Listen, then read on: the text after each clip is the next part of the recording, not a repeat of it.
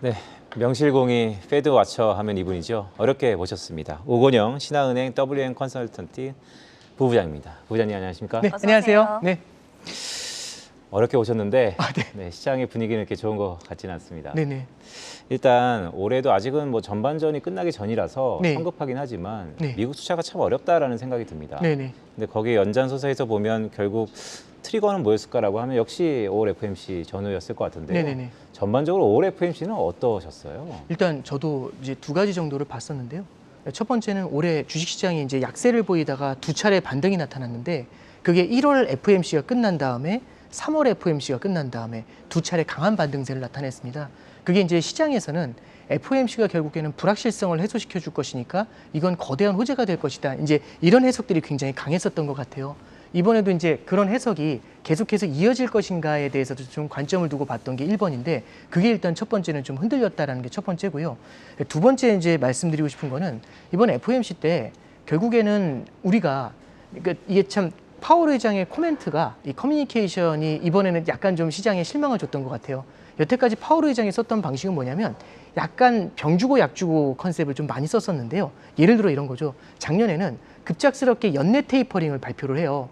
그럼 시장이 깜짝 놀라니까 뭐라고 하냐면 대신에 금리 인상은 훨씬 더 강력한 기준을 적용을 해가지고 나중에 천천히 진행할 것이다. 이렇게 약간 그 테이퍼링 자체가 부담이지만 그보다 더한 건 안 하겠다라는 식으로 이렇게 완화를 시켜줬고 올해 초에도 금리 인상을 단행할 것이다라고 얘기하면서 아주 빠른 금리 인상에 대해서는 신중할 것이다라는 식으로 달래줬고 이번에는 어떻게 됐냐면 사실상 50bp 금리 인상이 22년 만에 처음이에요. 그죠?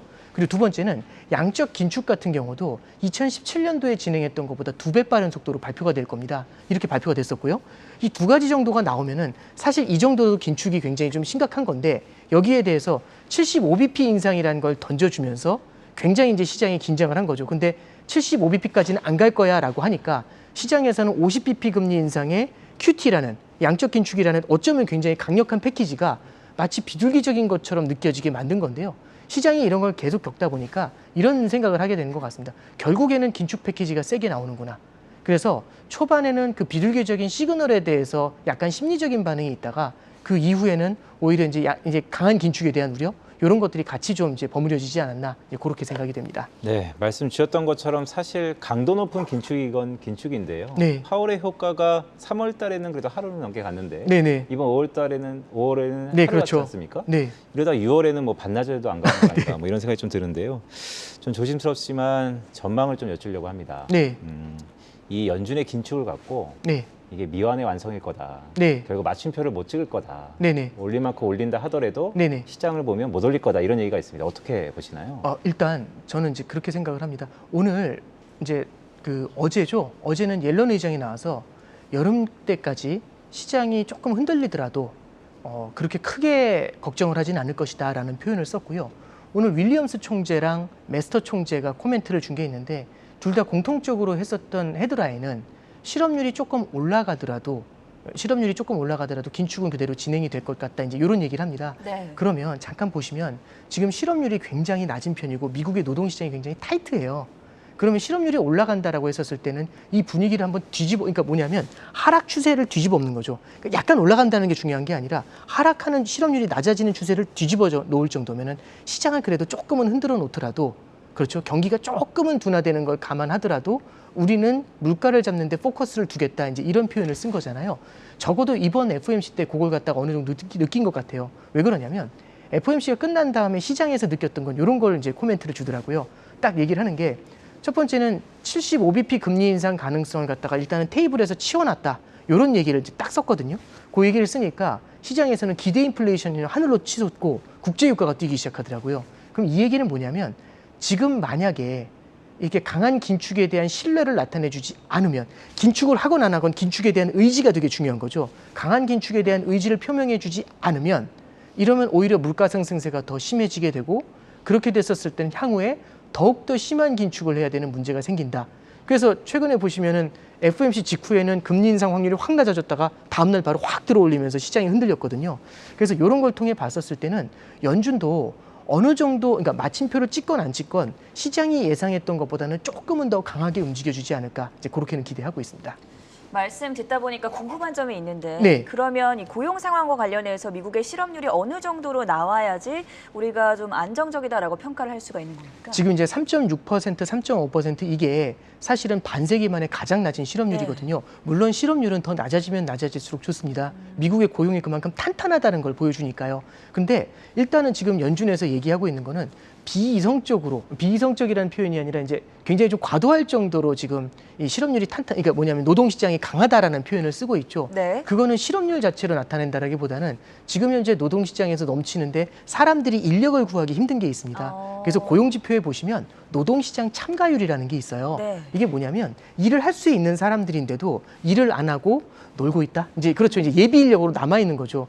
예전에는 경기가 풀리게 되면은 빠르게 노동시장 참가율이 올라오곤 했었는데 최근에 보면 그 노동시장 참가율이 그렇게 크게 올라오지를 않고 있습니다. 이런 것들이 사실은 사람들이 해놓은 저축도 많고 자산 가격도 많이 올랐잖아요. 그리고 보조금도 많이 줬습니다. 그렇죠. 이런 것들 때문에 노동시장 참여율이 빠르게 올라오지 않는다라는 해석도 있습니다. 그래서 이런 것들을 종합해 봤었을 때 실업률이 몇 %다의 타겟을 맞추기보다는 노동시장 참여율이 올라오는 것들하고 그다음에 과도하게 노동시장이 뜨거워지면서 임금이 상승하는 것들 이런 것들에 대한 제어를 하려고 노력하게 될 것 같습니다. 통화 정책에 영향을 주는 고용 상황에 대해서 지금 질문을 드렸고 답변을 들었으니까 물가 쪽도 여쭤보도록 네. 하겠습니다. 네. 오늘 밤에 네. 이제 4월 CPI가 발표가 되는데 네. 회복세를 보이고 뭐 피크아웃이 지날 거다 이런 네네. 말들도 나오고요. 네네. 어떤 상황을 봐야지 저희가 또 잡아볼 수 있을까요? 저는 네. 피크아웃 자체보다도요. 물론 피크아웃이 단기적인 모멘텀을 줄 수는 있다라고 생각을 해요. 근데 피크아웃 자체보다 중요한 거는 현재 물가 레벨이 중요하다고 봅니다. 어제도 이제 메서 총재 코멘트를 보면은요. 올해 연말이나 내년 연말까지 우리의 목표치인 2%까지 내려오지는 못할 것 같다라는 얘기를 했거든요. 그러니까 네. 그 얘기가 뭐냐면 지금 현재 물가가 계속 높아지는 추세가 꺾인다는 건 분명히 긍정적인 시그널이에요. 근데 이게 8.5%에서 2%까지 내려오려면 그 시간이 사뭇 오래 걸립니다. 그래서 이제 말씀드리고 싶은 거는 물가 상승세, 이 인플레이션의 절대적인 레벨을 좀 볼 필요가 있고요. 인플레이션이 빠르게 내려오는지를 좀 지켜볼 필요가 있는데 이게 한 가지 이제 우려가 되는 건 최근에 보면 중고차 가격이라든지 이런 것들이 꺾여 내려오면서 인플레이션이 좀 피크아웃하는 거 아니냐, 원자재 가격 같은 게 좀 꺾이면서 이런 기대감이 있는 게 팩트인데 거기서는 분명히 물가를 피크아웃 시키는 요인들이 있을 겁니다. 근데 그만큼 크진 않더라도요. 지금 임금 상승세나 렌트비가 뒤늦게 끌려 올라오고 있거든요. 그러면 임금이나 렌트비는요. 이게 국제유가하고는 좀 다릅니다. 국제유가 네. 이렇게 플럭추에이션, 그러니까 떨어졌다 변동이 올라갔다 좀 굉장히 크죠. 근데 이 임금 같은 경우는 한 번 올라가면 좀처럼 내려오질 않죠. 렌트비 같은 경우도 사실 이게 뭐 올랐다 떨어졌다 이렇게 하지는 않지 않습니까? 물론 약간씩의 변동은 주지만 이게 올라오게 됐었을 때는 물가가 떨어지는 속도가 어쩌면은 생각보다 느릴 수가 있습니다. 그래서 우리가 제일 기대하는 건 물가가 떨어지는 것도 기대하지만 물가가 떨어져 내려오면서 연준이 통화 정책을 긴축에서 완화로 전환하는 걸 기대를 하게 되는데 어쩌면은 그 속도가 2%보다 워낙에 높기 때문에 조금은 좀 시간이 좀 많이 필요하지 않을까 그렇게 걱정을 하고 있습니다. 네, 부부장님 말씀을 좀 들어보면 사실 지금부터는 인내심이 좀 필요한 네, 공간이다. 그렇습니다. 생각이 네. 좀 드는데요. 미국 경기는 괜찮을까요? 왜냐하면 네. 이렇게 레벨이 높다라고 친다면 네. 결국 비용이 높아지는 시대에 접어든 거기 때문에 네네. 미국 경기 물론 탄탄하지만 네네. 4%가 문제다라는 측면에서 보면 네. 미국 경기는 좀 탄탄하다라고 계속 보시는 건가요? 일단은 지금 현재 미국 경기는 굉장히 탄탄한 편이고요. 미국의 소비 지출 같은 경우는 여전히 강력합니다. 물론 1분기 GDP가 마이너스로 나왔지만은 1분기 GDP에서는 순수출이 마이너스를 기록을 해요. 순수출이라는 건 뭐냐면 무역 적자거든요. 무역 적자는 수출한 것보다 수입한 게 많다라는 의미입니다. 그러면 수입한 게 많다는 얘기는 그만큼 미국의 소비가 강력하다라는 걸 반증을 해주고 있는 거죠. 그래서 미국의 소비는 지금 그 어느 때보다 강합니다. 그리고 연준에서도 어떤 얘기를 해주냐면 임금 상승세가 여전히 탄탄하고 그렇죠. 일자리가 여전히 넘치고 그리고 두 번째는 미국 사람들의 저축이 여전히 많은 편이고 물론 최근에 자산 가격이 흔들린 것도 있지만 다른 국가들에 비해서는 자산 가격의 여력, 특히 부동산 가격 같은 경우는 여전히 높은 편이거든요. 그렇기 때문에 미국 사람들의 소비 여력이 있습니다. 그러면 이게 뭘 만들어내냐면 결국에는 금리 인상이라든지 긴축이라든지 이런 걸 강하게 몰고 가야 되잖아요. 그러면 하나의 수술이라고 한번 가정을 해보는 거죠. 환자한테 수술을 할 때 제일 중요한 건 환자의 컨디션이 어느 정도인지가 되게 중요하다고 생각을 합니다. 환자의 컨디션이 좋지 않을 때 수술을 하면은 충격이 생각보다 클 수 있죠. 적어도 시차를 두고 봤었을 때 지금의 컨디션이 가장 좋다라고 하면은 어쩌면 지금 빠르게 당겨서 긴축을 가한 다음에 긴축에 대한 시그널을 조금 빠르게 줘가지고요. 견딜 수 있을 때 진행하는 게 연준 입장에서도 합리적이지 않나 그 컨센서스가 형성되고 있는 것 같습니다. 네, 말씀 주셨던 것처럼 그런 컨센서스라면 즉각적으로 외환시장에 반영이 될 네. 텐데요. 네. 달러가 참 강하잖아요. 네, 그렇습니다. 이 인덱스가 이렇게 높은 게 참 몇 년 만입니다. 저도 그렇게 생각합니다. 네. 신흥국 통화들은 또 워낙 약해요. 네네. 이런 현상들이 계속된다고 보시는 겁니까? 일단 저는 최근에 나타나는 현상들을 보면은 달러가 굉장히 강하다가 한 레벨 더 업이 됐어요. 그게 미국 금리가 예상보다 더 올라가는 것도 업에 대한 그 가능성을 높여준 것도 있지만 또 하나는 위안화 가치가 흔들리고 있는 거, 이게 굉장히 큰 이슈를 주고 있는 것 같습니다. 결국에는 그 환율이라는 거는 성장하고 금리를 같이 봐야 되지 않습니까? 중국이 작년에 홍다 사태 이후에 경기 부양을 위해서 금리를 낮추면서 유동성을 공급해주는 정책을 쓰고 있었어요. 근데 문제는 이 정도 유동성을 공급을 해줘도 상하이 봉쇄가 딱 일어나니까 성장세가 이 정도 유동성 공급으로는 해결이 안 되는 거죠. 네. 성장이 둔화되고 금리가 낮은 수준을 유지하면 중국에서 자본 유출이 나타나고 위안화가 약세로 전환될 개연성이 높아집니다. 근데 이제 이 상황에서 상해 봉쇄 때문에 더 이상 금리도 낮추지 못하고 성장을 부양할 수 있는 개연성이 너무 낮아지니까 그런 정책 카드가 줄어들게 되니까 위안화가 달러당 6.35위안에서 지금 달러당 6.75위안까지 한 번에 뛰어 올라갔거든요. 올라가는 속도가 가공할 정도입니다. 그러면 위안화가 절하된다라는 건 뭐냐면 전 세계적으로 소비를 할 수 있는 여력이 줄어든다는 거고요.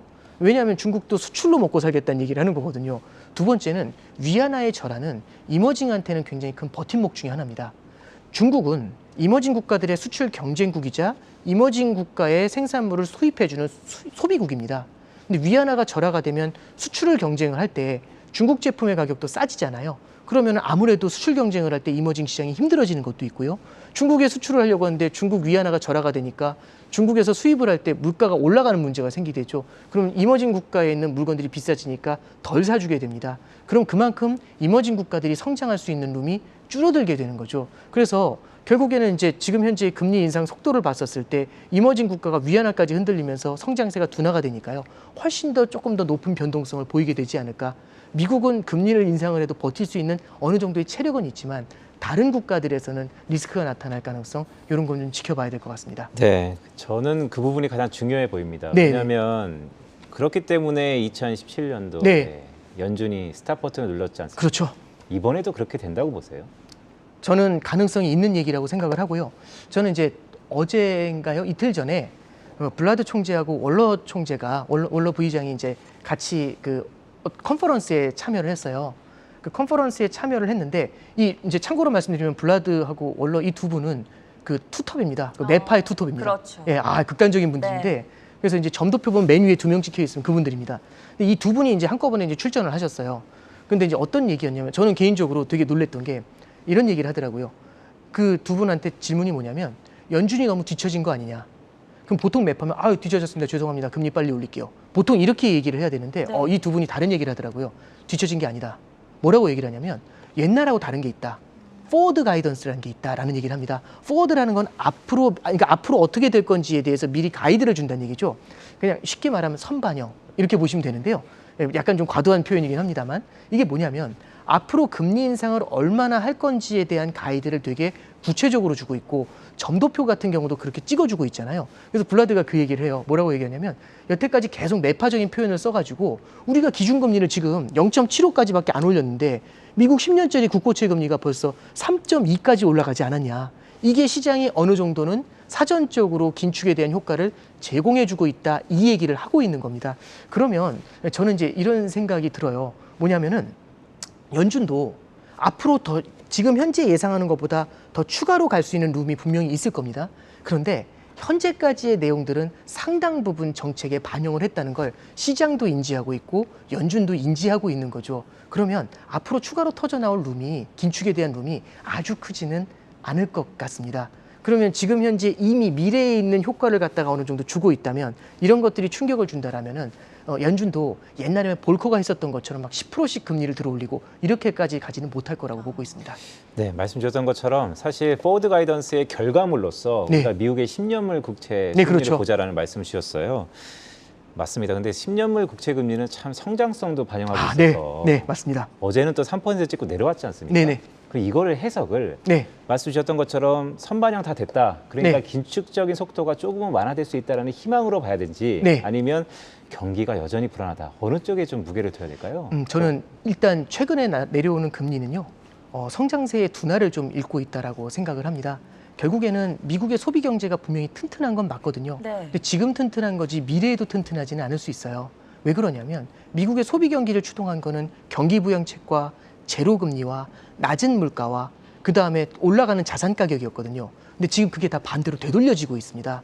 이런 것들을 보면 시차를 두고는 소비가 조금은 좀 둔화될 개연성이 있거든요. 저는 장기 금리의 하락이 단기 금리가 올라가면서 장기 금리가 조금 주춤해지는 현상이 제 생각에는 이제 중장기적으로는 소비 경기의 둔화를 읽어내게 될 것 같고요. 그게 이제 물가에는 안정세로 접어들 수 있는 개연성을 제공할 수 있지 않을까 그렇게는 해석을 하고 있습니다. 지금 현재 상황에 좀 타격을 주고 있는 요인들 한 가지 더 분석을 네. 해볼게요. 러시아 이야기를 빼놓을 수가 없는데 네네. 5월 9일에 어떤 터닝 포인트가 될 것으로 기대를 했었는데 네. 결국에는 푸틴이 지금 미국 정보당국 중에서 나온 소식에 의하면 장기전을 준비하고 있다. 네네네. 이런 보도들이 나오고 있습니다. 앞으로 러시아 이 전쟁 상황이 네. 타격을 얼마나 주게 될까요? 저는 이게 되게 좀 무서운 이슈라고 생각하는데 두 가지 관점에서 좀 보고 있습니다. 첫 번째는 물가에 대한 전망을 굉장히 어둡게 하고 있어요. 연준도 요번에 어떤 얘기를 하냐면 이 전쟁 때문에 물가에 대한 예측이라는 게 30일, 60일 후에 포워드 가이던스를 주는 게 무섭다라는 표현을 직접 써요.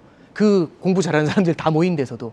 이게 왜 그러냐면 지금 현재 물가를 들어올리는 거는 세 가지 요인에 의해서 들어올렸습니다. 첫째는 미국의 소비가 탄탄한 것, 그리고 두 번째는 연준이 너무 방만했던 것, 그리고 세 번째는 전쟁 때문에 공급망에 훼손이 일어난 것. 이 세 가지가 이슈인데 지금 연준은 제정신을 차렸다라고 해석을 해주고요. 두 번째는 방금 전에 말씀드린 것처럼 미국의 소비 경기가 조금은 주춤해질 수가 있습니다. 이 두 가지를 보면 이건 분명히 물가의 하락 요인이 되는데 문제는 만약에 이 공급 요인이 굉장히 오래 지속이 되잖아요. 물가가 하락하는 속도가 생각보다 느릴 수 있습니다. 하나 더 말씀드리면 물가가 굉장히 높은 수준에서 오랫동안 머물게 되면은 물가보다 더 무서운 게 생깁니다.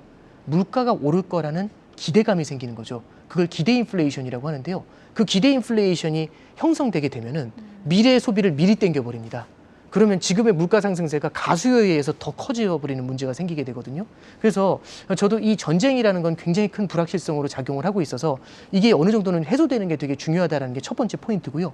두 번째는 농산물 가격의 상승이라는 게 농산물 가격이 올랐던 적이 두 번 있었거든요. 네. 08년도, 11년도. 그때마다 어김없이 신흥국 중에서 특히 엔겔계수라고 하죠. 그러니까 식료품에 대한 의존도가 높은 국가들, 이런 국가들에서는 혁명이 일어나거나 정치 불안, 사회 체제 불안 이런 것들로 이어졌었던 그런 경험이 있습니다. 최근에 보면 파키스탄에서도 시위가 일어난다 이런 뉴스들이 흘러나오는데 네. 이런 것들이 그나마도 힘든 이머징 시장한테는 또 다른 형태의 타격으로 작용할 수도 있지 않을까 이런 점들은 우리가 우려스럽게 좀 바라봐야 될 것 같습니다. 네, 부부장님 말씀처럼 사실 우크라이나발 나비 효과는 네. 이게 어디로 번질지 모르는 네, 그렇습니다. 그런 테일 리스크이자 또 몸통을 흔들 것 같은데요. 네.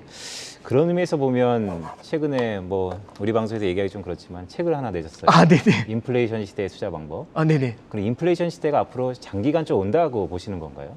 저는 그러니까 장기간이라는 정의가 어떤지는 잘 모르겠습니다만 저는 결론적으로는 인플레이션이 제압이 될 거라고 생각을 합니다. 근데 방금 말씀드렸던 것처럼 전쟁에 대한 리스크, 공급망에서의 리스크 이런 것들이요. 물가가 하락하는 속도를 갖다가 상당히 늦춰질 수가 있죠. 그러면 어쩌면은 성장하고 물가하고 바라봤을 때 예전에는 물가가 떨어지는 속도하고 성장이 떨어지는 속도가 거의 동시적으로 나타났어요. 그러면 이럴 때는 연준이 걱정하지 않고 돈을 풀어가지고 경기 부양을 해줄 수 있는 그런 방법을 쓸 수가 있거든요. 근데 만약에 물가가 떨어지는 속도는 느린데 성장이 내려오는 속도가 빠르잖아요. 그럼 이때는 경기 부양에 나서줘야 되는데 물가가 내려오는 속도가 낮다 보니까 대응하기가 어려워지는 문제가 생깁니다. 이럴 때는 일시적으로는 시장이 더 흔들리는 시나리오도 나타날 수 있거든요. 이렇게 된다가 아니라 그럴 개연성도 있다는 거죠. 그래서 저는 인플레이션의 시대에서 살아남는 가장 좋은 방법은요. 굉장히 다양한 분산 투자, 여러 자산으로 깔아놓고 가는 거하고 두 번째는 시나리오를 좀 가지고서 다이나믹하게 포트폴리오를 바꿔가는 게 중요하다고 생각합니다. 지금은 많은 분들이 인플레이션 자산 쪽에다가 되게 포트폴리오를 많이 배정을 하고 계세요. 근데 만약에 이 인플레이션이 다른 방식으로 바뀌어 나간다거나 아니면 성장이 둔화된다거나 이렇게 됐었을 때는 오히려 지금 현재의 자산이 오히려 되게 독이 될 수도 있거든요. 그래서 여러 자산을 깔아가면서 시장의 흐름이 바뀌는 거에 따라서 그 포트폴리오의 자산 배분 비중을 동적으로 조금씩 바꿔나가는 전략들, 이런 것들을 투자자분들도 그렇고 투자를 해주시는 펀드라든지 이런 쪽에서도 좀 고민을 해주셔야 되지 않나 싶습니다. 네, 뭐 재미있는 말씀이세요. 그러니까 결국 분산 투자와 시나리오의 적시성인데 네, 그렇습니다. 그러려면 저희 프로에 자주 나오셔서 시나리오를 좀 말씀 주셔야 될 것 같습니다. 네네. 시간이 많이 지났는데 제가 하나만 더 여쭙겠습니다. 네네네. 시계를 국내로 좀 돌아와 볼까요? 네, 그냥 이 질문이 딱 적당한 것 같습니다. 네. 빅스텝, 한국은행도 고려 대상일까요? 빅스텝을 고려하지 지금 당장은 고려하지 않겠지만 결국에는 만약에 미국에서 너무 빠른 속도로 빅스텝이 일어나게 되면은 한국은행도 고려를 할 수밖에 없는 상황이 펼쳐질 수는 있어요. 그래서 한국은행도 원래 연초에는 두 차례나 세 차례 정도 기준금리 인상을 한다고 했다가 이렇게 기준금리 인상 속도를 조금 빠르게 가져가는 이유도 빅스텝을 피하기 위함도 있습니다. 다행스러운 건 그래도 작년에 선제적으로 8월, 11월, 1월에 금리 인상을 했기 때문에 연준처럼 빅스텝을 따라가지 않아도 되는 거거든요. 근데 만약에 연준의 속도가 지금보다 더 빨라지게 되면은 이때는 가능성이 열릴 수 있습니다. 다만 아직까지는, 그러니까 소파 소굿이라는 표현을 써야 되나요? 예, 아직까지는 그래도 염두에서는 두지 않아도 되지 않나 싶습니다. 네. 네, 오늘 말씀 여기까지 들어보도록 하겠습니다. 앞서서 자주 나와주신다고 하셨으니까 그 약속 꼭 지켜주셨으면 좋겠고요. 지금까지 오건영 신한은행 컨설팅센터 부부장과 함께했습니다. 대단히 고맙습니다. 네, 감사합니다.